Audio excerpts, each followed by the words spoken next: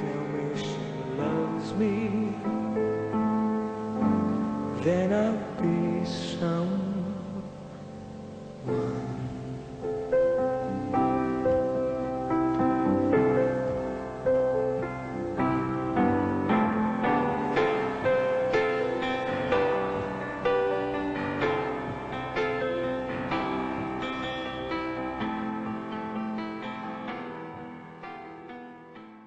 But my first guest said this 2 years ago at the height of his fame as a teeny bop idol. And this is what he said: "There'll be a time when this whole thing will be over. I won't do concerts anymore. I won't wake up in the morning feeling drained, and I won't be working a punch card schedule.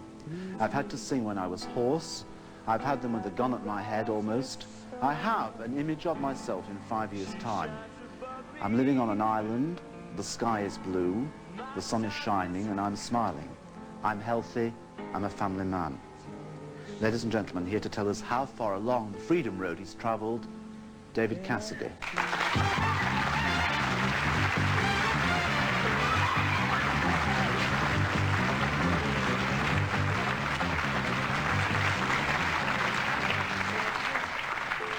Yes, the road to freedom, huh? Yeah. Here we are. The sun is shining. What was it? The sky was blue, and I don't have a gun to my head. And you're lying on a beach and you want some water, do you? I wouldn't mind it, sure. Yeah. What was, if you can remember it, the last straw that tempted you to get out and get away from all the things bogging you? Well, I don't think there was a last straw. I think it was just a culmination of a lot of things. You know, I just was under 16-hour day, you know, and I was losing myself. I essentially lost my own identity in doing what I was doing, and it was difficult for me, you know. I just got to the point where I felt like I had done it, you know. I'd done that experience, and you get to a point where you think, you know, what am I working for? Am I working for me? I'm being manipulated, and I think there was such a blatant misrepresentation of me as an artist and as a human being. I got to a point where I just had to stop. I was losing myself. But did you know who you were? I mean, you started being manipulated at a very early age, didn't you? I mean... Well, yeah. Almost at the age of consent, if you see what I mean. Yeah, I see what you mean. Yeah, I was about 19, I think, when I got into the series. But, you know, I was an actor. You know, I'd done a Broadway show, and I'd done a lot of dramatic shows as an actor, and the whole thing was kind of bizarre the way it took place, and chronologically at least. I got into the show. I did the pilot and as an actor, and I signed my name to a contract. Therefore, it gave them the right to use my name and my image, etc. And you had no idea what was going to happen to you at that moment. Well, they would come up to me and say, "Hey, you know, next week it's going to happen for you, kid." And I really had no idea. I hadn't. You know, I didn't foresee it happening like that. Were you wanting it to happen to you? Not like that, you know. I mean, we all have set goals for ourselves, I think, and professionally it was more a question of me wanting to be a working actor, a respected actor, and I don't think I accomplished that. I accomplished a lot of other things I didn't think I would, you know, which I'm real pleased about. The fact that, you know, Like what? Hold on, like what? Like well, what? Have a drink and then tell me what. I think that I reached a lot of people, you know, and I was exposed to a lot at such an early age. I think that moving people, it's a media experience, you know, television, records, concerts, etc., what I was doing. And the fact that I moved a lot of people and they moved me, I think is what it really is all about, you know.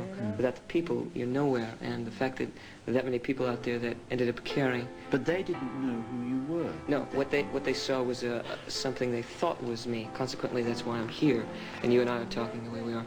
And I think the most important thing for me now is, as an artist and as a human being, is to reveal, you know? I think that's essential for me. If they really do care, they want to know who I am. What vastly intrigues me is if you know tonight who you are. I think I do. One would like to think that it does. All right, fine. Now, if you do... In a couple of minutes when I'm over there, I'm not sure. But well, that's for later, but I mean, it is a dangerous part of our conversation, this. If you do know who you are, seriously, how do you differ from what they think you were? I mean, how do you differ from the plastic image and the nice smiling lad and the, you know, the hair? Well, I like to... Yeah, well, I mean, that's, you know... Where are your pimples? Well, I got one here, and I got one over here. You know... That, I I don't mean physical things. I know what Where you are the roughnesses of your character? Yeah. Well, it's very difficult to be objective, of course, about yourself. I think that I became very paranoid and very insulated by the whole experience. You know, I became very skeptical. I'm basically a skeptic anyway. But I became very skeptical about everybody. You know, what did they want from me? You know, they want your wallet and they want their ass. What do they? You know, what is it? Or both. Or both, yeah. Hopefully both. At any rate, at least the latter. You're on dangerous ground. Yes, I certainly am. I feel the earth move. Just keep your ass on the chair, baby. Yes. See where this is going. Yeah, whom did you, in all these periods of self-doubt and crisis of identity and all these lovely words that we load onto ourselves when we have problems, whom did you turn to? Who was with you? Who was close by on the end of the telephone? Anybody? Well, I've had a manager who's known me since I was 8. And I've had a couple of close friends who were really, really, really mirrors for me, you know? And they helped me through a lot of emotional lows and crises. And yeah, but hold on. One does not want a mirror when one is in an emotional... I think it's necessary, you know, for me. At least it was at the time, because I was losing... When you lose yourself. I understand I was working 16, 18 hours a day, doing something, portraying something that wasn't me. I was acting, I was doing songs and material at night after I would spend all day at the studio doing songs for that television show. And on the weekends I would do concerts. Consequently, I was doing all of those hit songs, etc. And I'm not rubbishing the trip, the experience, you know. It was just, I love the fact that I was able to reach that many people and move them. I just always wished I was very frustrated because I was never able to do what I wanted to do. I was never able to say, hey, listen, a lot of this isn't really me. A lot of this is jive, and I don't want you to be taken by it. You know, if you really care and you want to know about who I am, this is who I am. I didn't have the opportunity, I didn't have the vehicle. Right, but you see, the difficulty you're in, and I'm sure you would recognize this, is that when you are in that situation and built that big and that large, there is no way in which you can communicate with one individual person, is there, in the audience. You can't say, look... well, you don't look at an audience as one person, but I mean, it is essentially. I mean, you're not looking at one specific person when you're out there. You're not going, oh yes, I'm looking at you, huh? No, I mean, it's more a question of like you are. I mean, you're focusing yourself to them. It's a media experience. It's you and them. You revealing yourself to them, and them giving you that feedback. And that's what it's really all about. And when you're not giving yourself, you're giving something that was created for you, you know, manufactured for you. You feel a little, sometimes, you know, it churns inside your guts that you want to just say, hey, here it is, you know, flashing, the flashing. Show us your lark, you know. Remember that? No, I don't want to talk about it. Have you ever been physically hurt by fans at all? Well, I've had little cuts and scratches, etc. You know, yesterday had my jacket torn off, but my concern mostly through that whole concert experience, you know, I haven't been on the road. You said in the beginning of the program, the introduction, etc., which is true. I won't be doing concerts any longer, and I haven't done that. You know, I remember when I stopped doing concerts, they all said, I'll be back in 6 months, you know, and it's just one of those ploys to get them all to come out, you know, for more money. And I had to stop the whole machinery, the show, the merchandising, the records, etc. I had to take a break and really get in touch with myself, get myself centered, you know, and really reevaluate what I wanted to do as a human being and as an artist. And it's very difficult. It takes a lot of time, and you know, it's very painful often to look at yourself. Were you happy at all by what you found after your re-evaluation? Yeah, I'm very happy now, you know, and as much as I see that there are people out there that are really receptive to what I'm doing and want to see me perpetrate that, you know? Yeah, but maybe that's not changed. Maybe that's a manifestation of what we had before. How do you know that it's not the same kind of idolizing? Well, what are we talking about? It's not a condescending thing to idolize somebody. I mean, I don't look at anybody and say, don't ever idolize me, or don't. I mean, I think that all of us in one time or another in our lives have had someone that we looked up to, or we idolized or envied. I mean, that's a word. Do you have a hero now at all? Do you have a hero now anywhere? Well, I used to have Mickey Mantle, who was a baseball player in the States when I was about 6, but since then, you know, I mean, I have people that I admire, I think, artistically, you know. it's difficult. I don't have a hero. I mean, I'm not caught up in I'm not. It usually comes from fantasy and daydreaming, etc. Which is very good. I mean, it can be very imaginative, yeah. Yeah. I just find that... Are you imaginative? In what sense? Can you imagine what I'm thinking at this moment? So, that's what we're talking, football, wasn't it? Do you fantasize? Excuse me. Do you fantasize? Fantasize?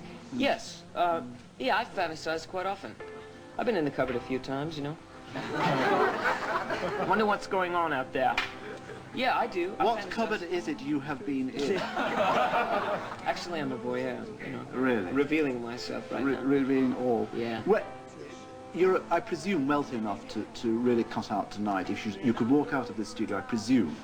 I'm being slightly impudent in asking you this question. Nevertheless, I shall ask it to you. Yeah. If you wanted really to break loose and break free tonight, you could go through the door and say, that's it, and... I did, you know, and I'm not working, I'm not doing concerts, etc.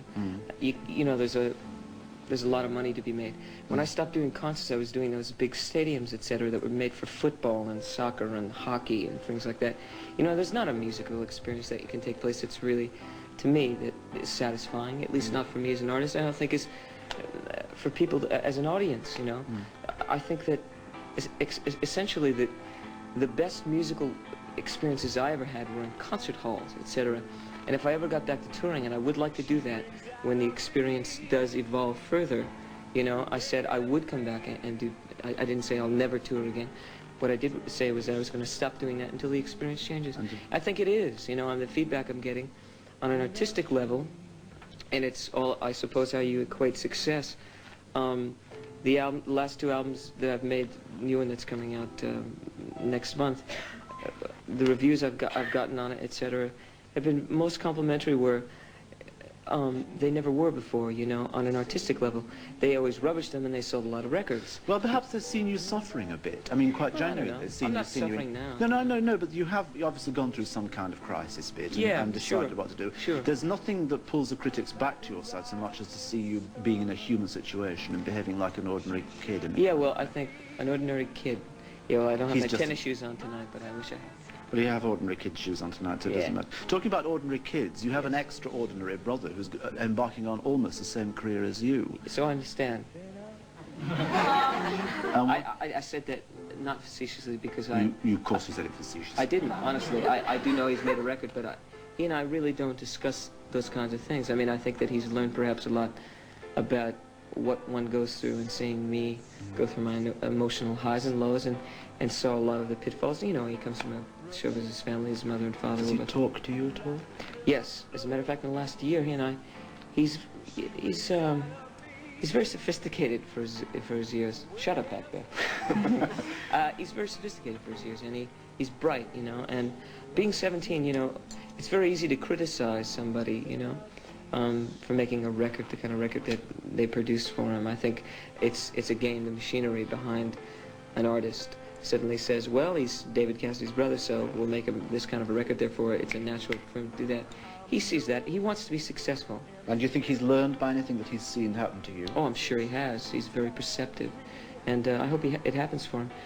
He and I don't discuss that. At one time, I think he wanted me to produce him, but I think that at this point, I couldn't devote that kind of time to anybody else's. But it is a heavy weight, isn't it, for anybody to be David Cassidy's brother? I mean, whatever however nice a lad he is. Yeah, I'm sure he goes through a lot of pain and a lot of, you know, frustration about that.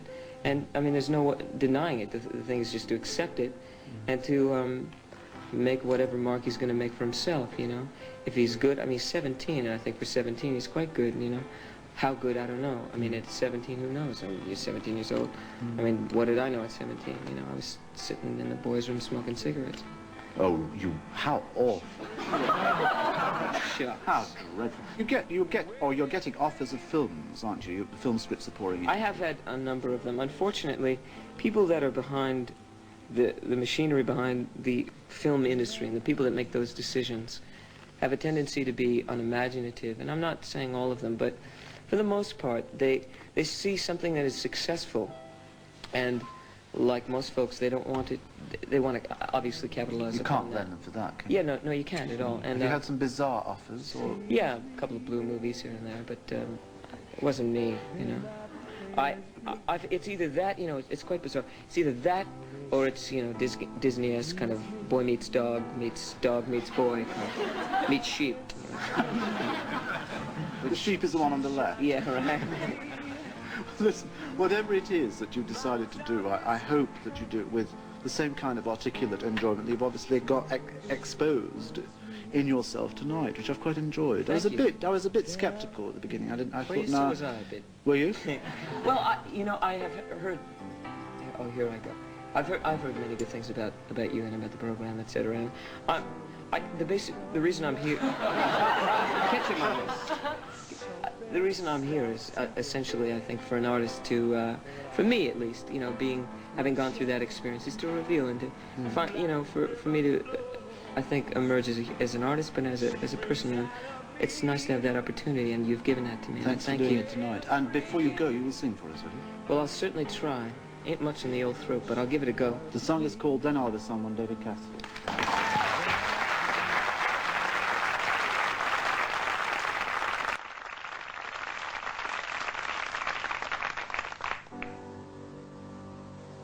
Tell me she sees me,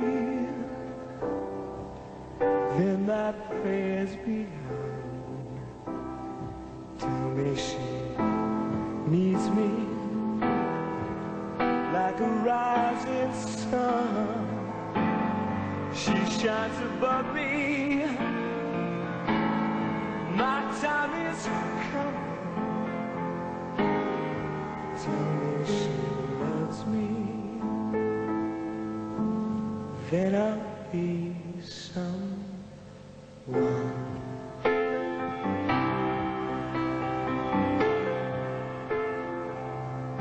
Something from nothing, something starts to grow, and I hear rushing. Like the river flows, she brings out of me a wellspring in me. Tell me she loves me, then I'll be someone.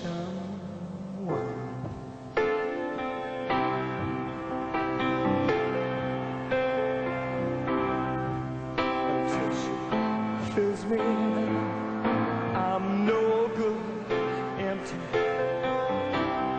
until she finds me,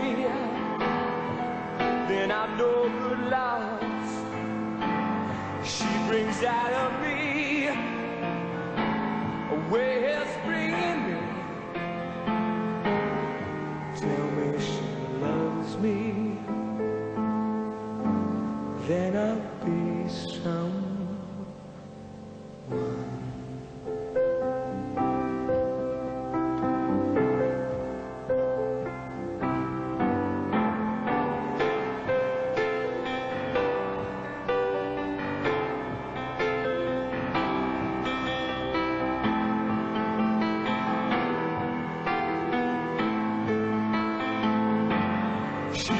Out of me, a wellspring in me.